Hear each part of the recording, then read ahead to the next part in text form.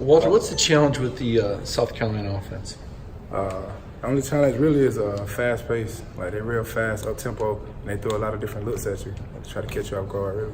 And then I guess I know everybody kind of looks at Georgia as a rival, it seems. I know South Carolina says you're their biggest SEC rival. How does Georgia view South Carolina? Are they any different than anybody else, than Tennessee or anyone else? We treat every game like it's a rival game. I mean, you're going to get our best every time we step out there on the field. So, yeah, we look at them as a rival.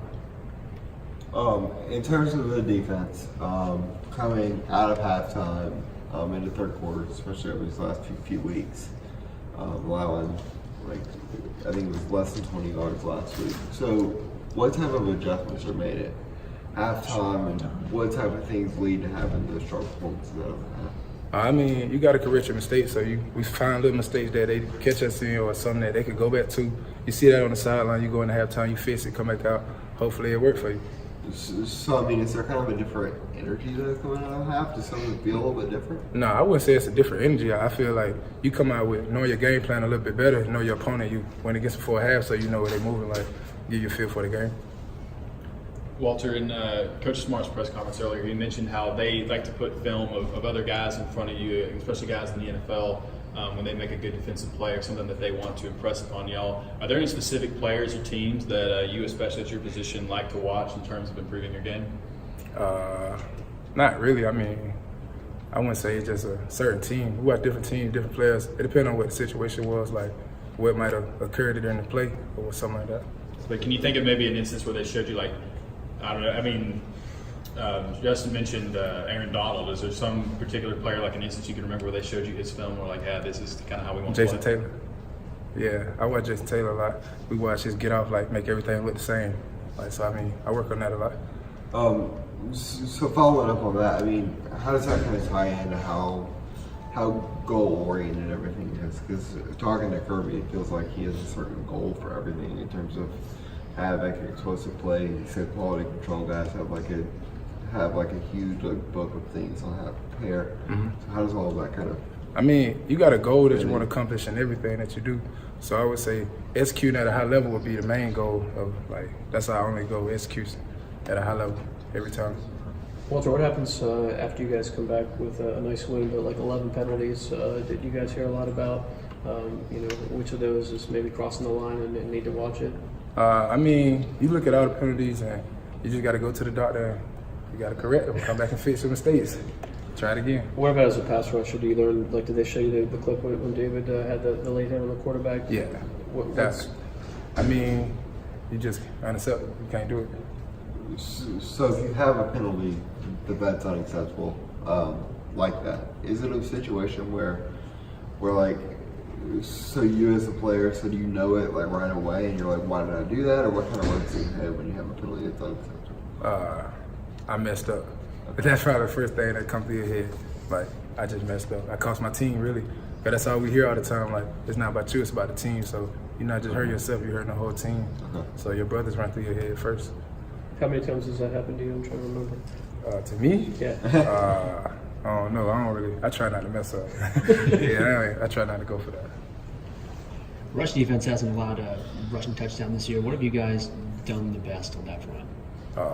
We work on it, practice it every day. Like, run stop, team run, that's all we do. How much is that, I guess, overemphasized as opposed to maybe going against the pass? I mean, I feel like it plays out pretty equal. I mean, you never know what you're going to get from a team, so every play is just get off and read and react. Walter, you guys just had a great atmosphere for the Notre Dame game, your last home game. This will be a noon kickoff. What do you think it's going to be? Do you guys need that energy from the crowd to kind of get moving that early? Yeah, of course we need that energy from the crowd. I mean, the fans are what made the game what it is. So, I mean, yeah, we're going to need everybody to need the same energy. What effect is when Stokes gets a hit like he got, or I guess Richard LeCount, he laid a pretty good hit on the tight end. What effect does that have on the defense? That get everybody going. Like, all it takes is one player to make one big play, and that could spark life for the whole defense the rest of the night. So have you seen Stokes or LeCount deliver hits like that? We don't see the scrimmages, but I guess you guys probably don't hit each other like that either, though. Yeah, I seen them get off before. Yeah. And what about Coach Lanning? Just what is he kind of even-handed all the way through it? Or is he always on fire? Because the times we've talked to him, his voice is always all scratchy and everything. Is he one of the louder, more aggressive guys out there? I wouldn't say louder, aggressive. He just Coach Lanning. That's who he is. Like he's been like that ever since I knew him. So that's his personality. Pretty intense. Yeah, he's always into it.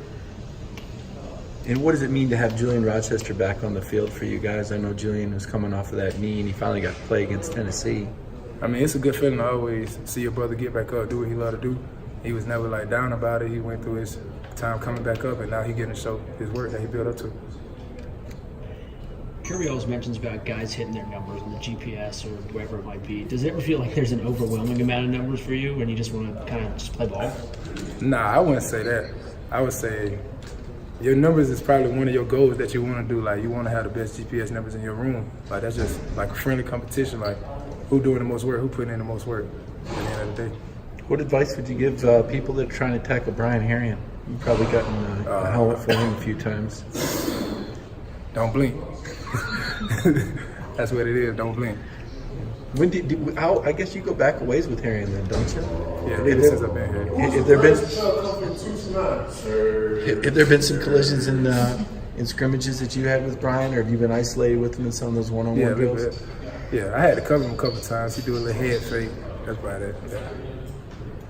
You're talking about, looking up to Lawrence Taylor and the way he plays the game. Are there any guys, in college right now where you're kind of like, hey, real recognize real, like that's a good player right there? Yeah, there's a couple players that I really look at. I'm like, yeah. I Like, mean, not off the top of my head, I probably could just name you one guy, but like I look around like a lot of talent that's especially in my position, like see like okay, he got this going on. I like that, something like that. We've seen you play. You played a vital role this year, a real important role.